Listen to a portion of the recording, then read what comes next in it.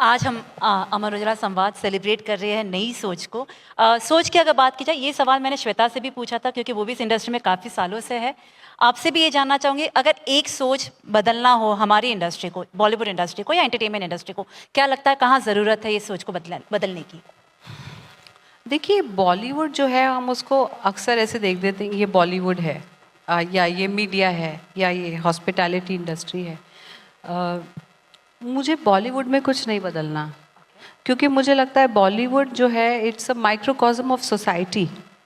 जब सोसाइटी बदलेगी तो बॉलीवुड बदल जाएगा। हमें सोसाइटी में ऐसी सोच लानी है जो औरतों को बराबरी और सम्मान दे, उनकी पढ़ाई, उनके जीवन शैली, उनके एम्बिशन की कदर करे, उनके कंट्रीब्यूशन की कदर करे। अपने आप बॉलीवुड बदल जाएगा।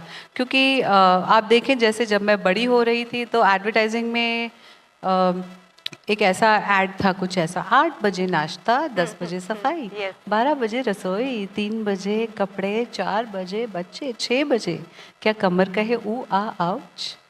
तो मुझे लगा कि औरत के अननोन अनकाउंटेड लेबर पे हम गाने बनाते हैं।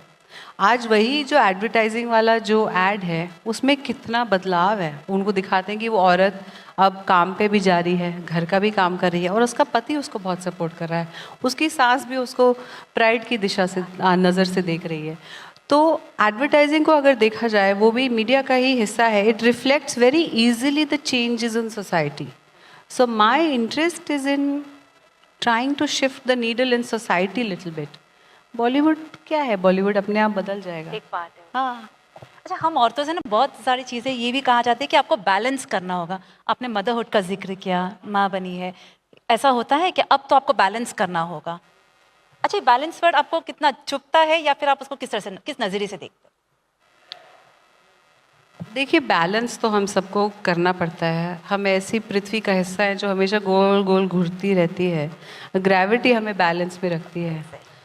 तो आपकी जड़ें जितनी मजबूत हो, आपके परिवार आपको जिस तरह के संस्कार दें, आप अपनी संस्कृति से कितना जुड़े रहें, वो आपको बैलेंस देता है, वो आपको स्ट्रेंथ देता है। और मदरहुड की आपने बात की, करीब मैंने 1.5 साल का आराम किया है माँ बनने के बाद।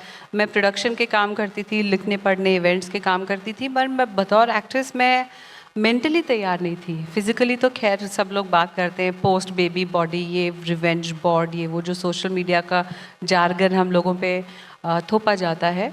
पर मैंने वक्त लिया क्योंकि मुझे लगा कि मेरे माइंड, मेरे बॉडी को हील करने के लिए वो वक्त चाहिए। मैं बिल्कुल चाहूँगी कि हमारे देश में हम इतने समृद्ध हो जाएं कि हर औरत जो बच्चा पैदा करे वो 1 साल की मैटरनिटी लीव ले सके। पहले अपने शरीर का पोषण करे, फिर अपने दिमाग को शांत करे, पोस्टपार्टम से अच्छी तरह से निकल पाए।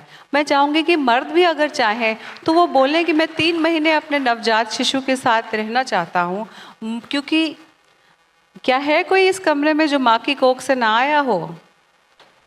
तो जहाँ से हम लोग आए हम उसकी कदर करनी चाहिए। मदरहुड कितना बदला है ऋचा को? अभी 1.5 साल हुआ है, कुछ ऐसा बदलाव जो शेयर करना चाहिए हमारे साथ? जी, बहुत मुझ में बहुत पेशेंस आई है, मेरा गुस्सा काफ़ी कम हो गया है।